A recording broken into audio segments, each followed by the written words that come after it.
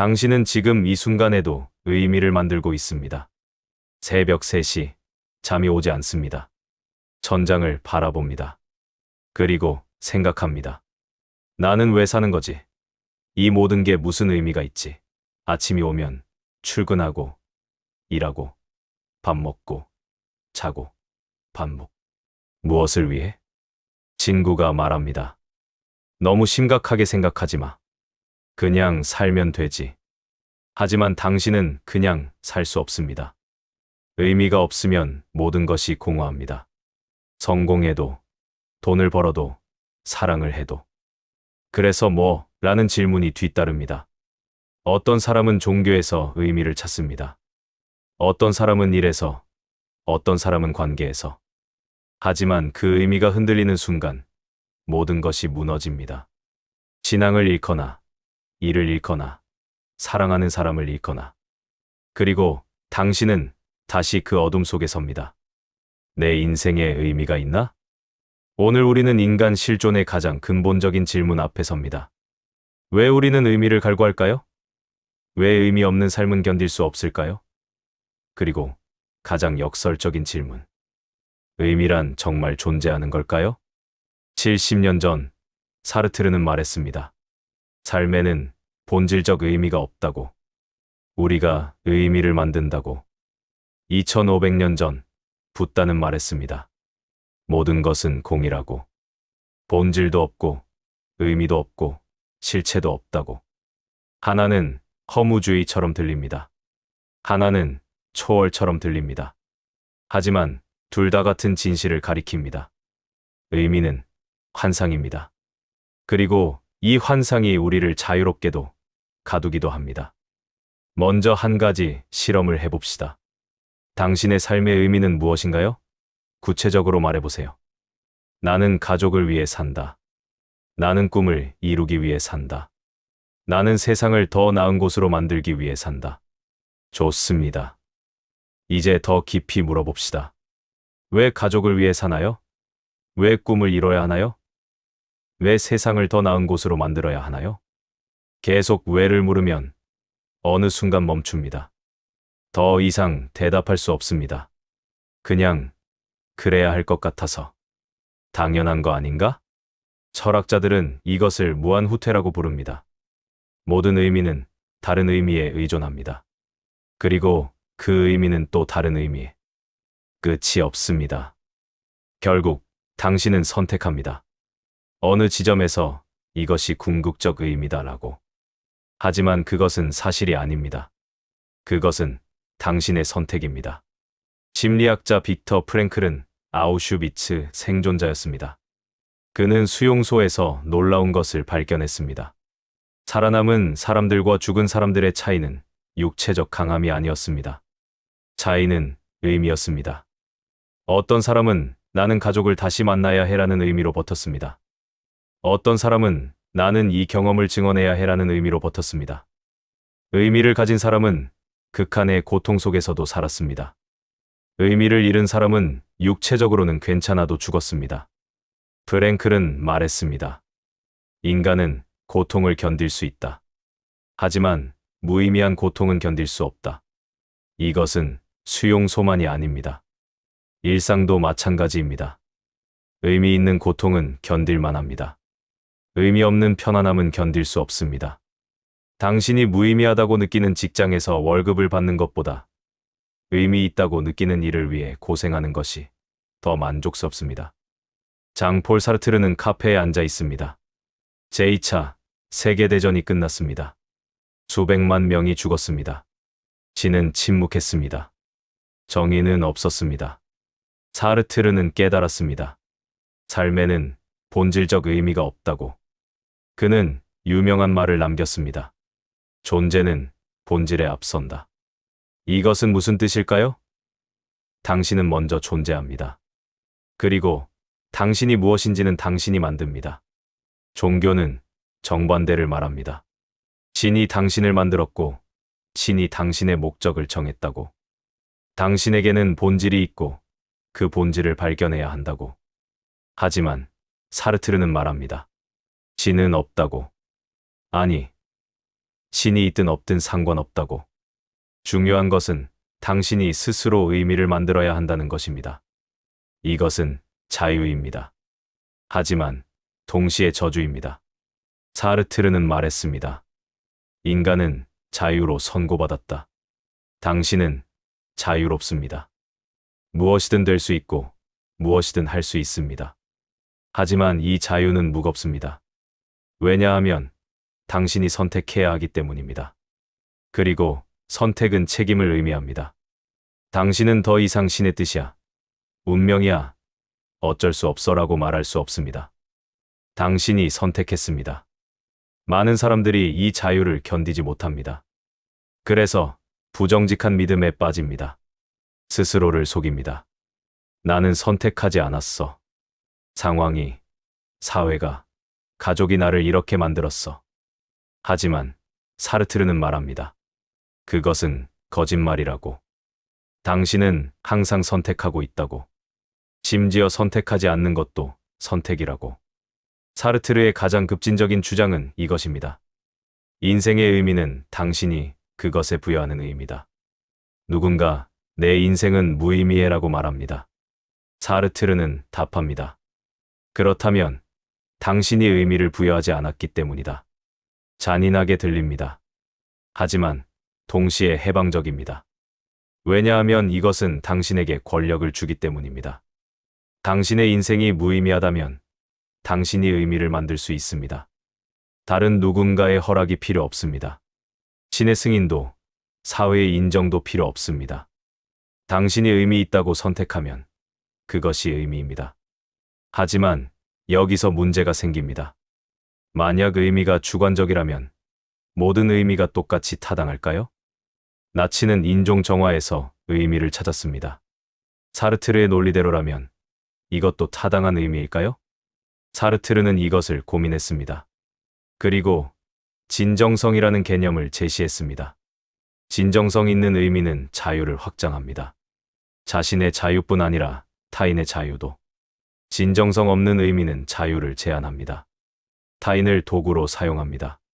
하지만 이것도 완전한 답은 아닙니다. 누가 진정성을 판단하나요? 여전히 주관적입니다. 실존주의는 이 딜레마를 완전히 해결하지 못합니다.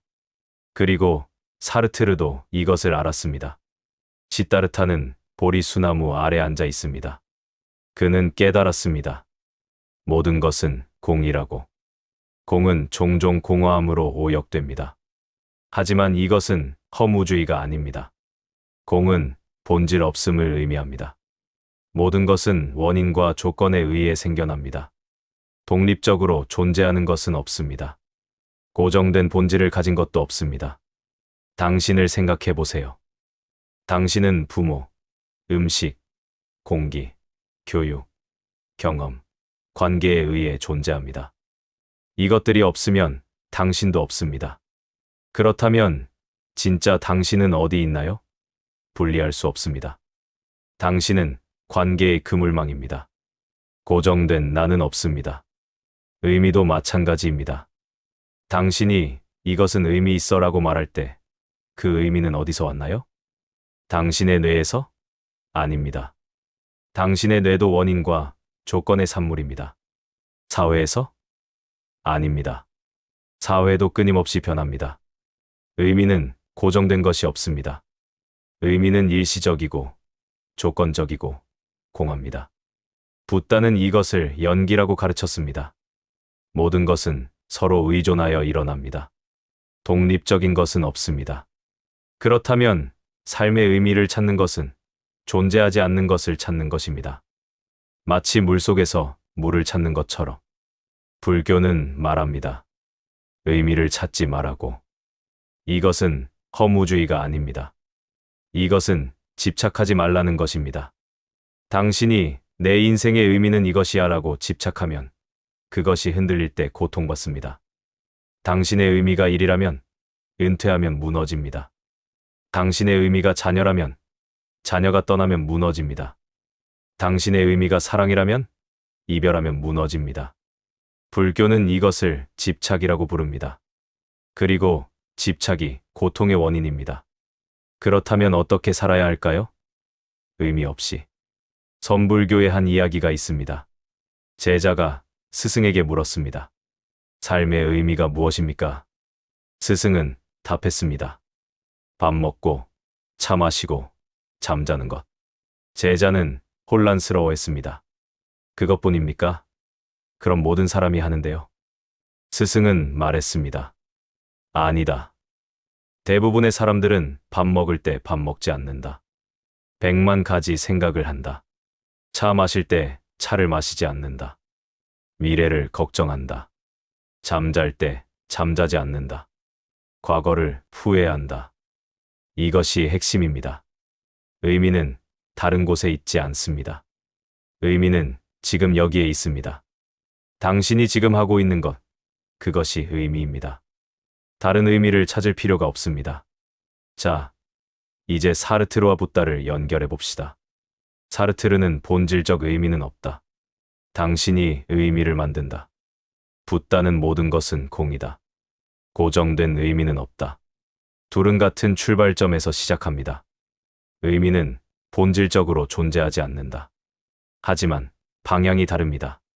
사르트르는 그러므로 의미를 만들어라. 붓다는 그러므로 의미에 집착하지 마라. 누가 옳을까요? 둘 다 옳습니다. 그리고 둘 다 필요합니다. 사르트르는 우리에게 권력을 줍니다. 당신은 피해자가 아닙니다. 당신은 창조자입니다. 당신의 인생을, 당신의 의미를 만드세요. 하지만 사르트르의 위험은 집착입니다. 이것이 내 인생의 의미야 라고 너무 강하게 붙잡으면 유연성을 잃습니다. 붓다는 우리에게 자유를 줍니다. 아무것도 고정되어 있지 않습니다. 모든 것은 변합니다. 그러니 흐름을 따르세요. 하지만 붓다의 위험은 허무주의입니다. 모든 것이 공이라면 뭘 해도 상관없지 않나? 라고 오해할 수 있습니다. 진실은 중간에 있습니다. 의미를 만들되 집착하지 마세요. 프랭클의 예를 다시 봅시다. 그는 가족을 다시 만나야 해라는 의미로 버텼습니다. 이 의미가 그를 살렸습니다. 하지만 만약 그가 가족을 만나지 못했다면, 만약 그가 이것만이 내 인생의 유일한 의미야 라고 집착했다면 그는 무너졌을 것입니다. 진짜 지혜는 의미를 만들되 그것이 절대적이지 않다는 것을 아는 것입니다. 의미를 사용하되 의미에 사로잡히지 않는 것입니다. 구체적으로 어떻게 할까요? 첫째, 의미를 만드세요. 당신의 인생에 의미를 부여하세요. 무엇이 중요한가요? 무엇을 위해 살고 싶은가요? 이것은 거창할 필요 없습니다. 대상을 구하겠다일 필요 없습니다. 좋은 부모가 되겠다. 정직하게 살겠다. 친절하게 대하겠다로도 충분합니다. 중요한 것은 당신이 선택하는 것입니다. 타인이, 사회가, 종교가 정해준 의미가 아니라 당신이 진정으로 믿는 의미. 둘째, 집착하지 마세요. 당신이 만든 의미에 너무 강하게 붙잡지 마세요. 삶은 변합니다. 당신도 변합니다. 그러므로 의미도 변할 수 있습니다. 20대의 당신과 40대의 당신은 다른 의미를 가질 수 있습니다. 그리고 그것은 괜찮습니다. 의미는 도구입니다. 당신을 살게 하는 도구. 하지만 도구가 목적이 되면 안 됩니다. 셋째, 현재에 집중하세요. 의미는 미래에 있지 않습니다. 내가 이것을 달성하면 의미 있을 거야가 아닙니다. 의미는 지금 여기에 있습니다. 당신이 지금 하고 있는 것, 지금 느끼고 있는 것, 지금 경험하고 있는 것. 선불교가 말했듯이 밥 먹을 때 밥을 먹으세요. 차 마실 때 차를 마시세요. 그것이 의미입니다. 넷째, 허무주의와 의미 중독 사이의 균형을 찾으세요. 허무주의는 아무것도 의미 없어. 뭘 해도 상관없어. 의미 중독은 이것만이 내 인생의 의미야. 이것 없이는 살 수 없어. 둘 다 극단입니다. 진실은 중간에 있습니다. 나는 이것에 의미를 부여한다. 하지만 이것이 전부는 아니다. 이것이 사라져도 나는 괜찮다. 이것이 지혜입니다. 다섯째, 과정을 의미로 삼으세요. 많은 사람들이 결과에서 의미를 찾습니다. 내가 성공하면 의미 있을 거야. 내가 돈을 벌면 의미 있을 거야. 하지만 결과는 통제할 수 없습니다. 그리고 결과는 일시적입니다. 대신 과정에서 의미를 찾으세요. 나는 최선을 다했다. 그것이 의미다. 결과와 상관없이. 사르트르는 말했습니다. 중요한 것은 무엇을 만드느냐가 아니라 어떻게 만드느냐다.